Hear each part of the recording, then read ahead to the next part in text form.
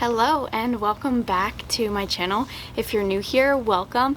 My name is Maggie and I love doing these chatty videos where I talk all about natural and non-toxic pregnancy, motherhood, and life. So if you're into that, I would love for you to subscribe and stick around. Today I'm going to talk about the number one thing I wish I knew as I entered motherhood. Your life and your routine, your schedule isn't going to look like anybody else's life, routine, or schedule, and that's okay. First, it's important to remember that all babies are different.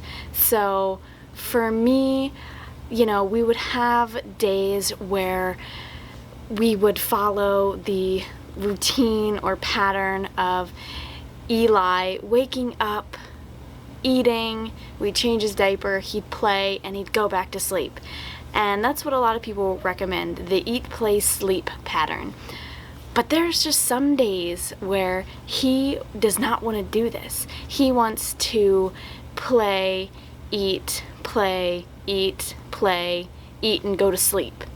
And I was getting so frustrated and so overwhelmed because I intellectually thought that this isn't the way that things are supposed to be. My baby should be following the same pattern, the same routine every day, that I found on the internet, which is according to some specialist or expert somewhere saying this is how your baby should be. But the fact of the matter is that's false, because not all babies are the same. All babies are different, and babies change every day. Babies are rapidly developing and growing, which means that their life is not going to look the same every single day.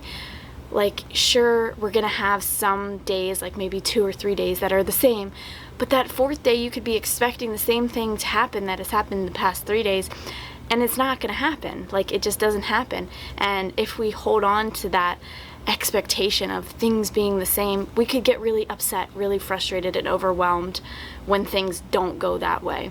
So I think it's important to remember that just because what your baby is doing doesn't look like what the experts say or what some YouTube vlogger says their baby's doing, that's okay, because your life and your routine isn't going to look like anyone else's. Just like with other things in life, like having a YouTube channel or your friends on Instagram, it's really easy to compare ourselves to others. It's really easy to compare our baby's schedule and routine to other people's schedule and routine.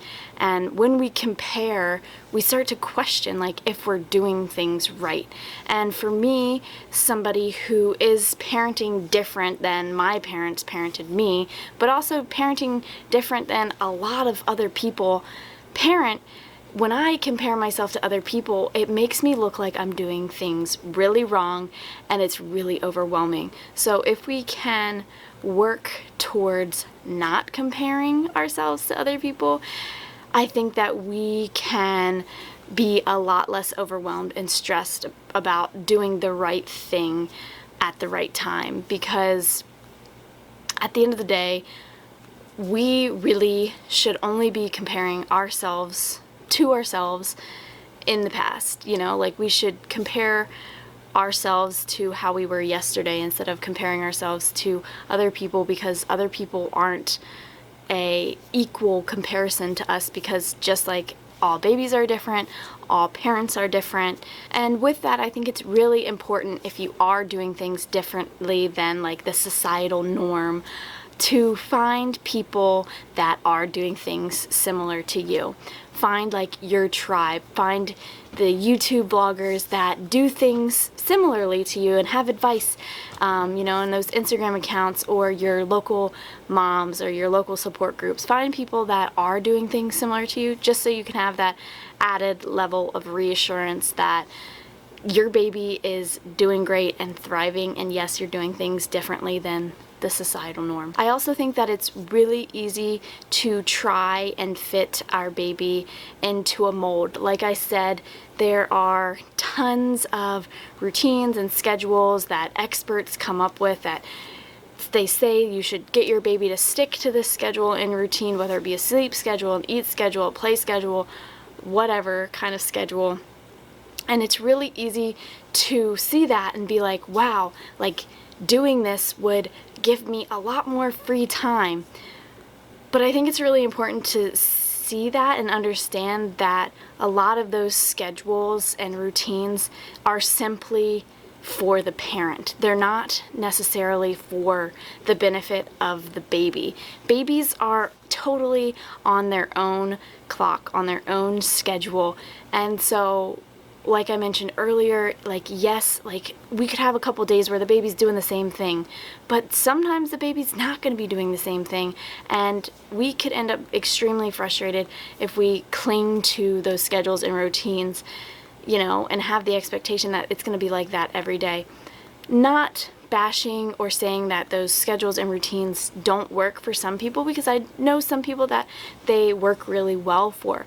Personally, for me, I don't feel the need to regiment my baby, because I know that he has his own clock and he knows when he wants to eat, he knows when he wants to sleep, he knows when he wants to play, and he communicates that to us through crying, you know, and his emotions, as well as facial expressions and things like that.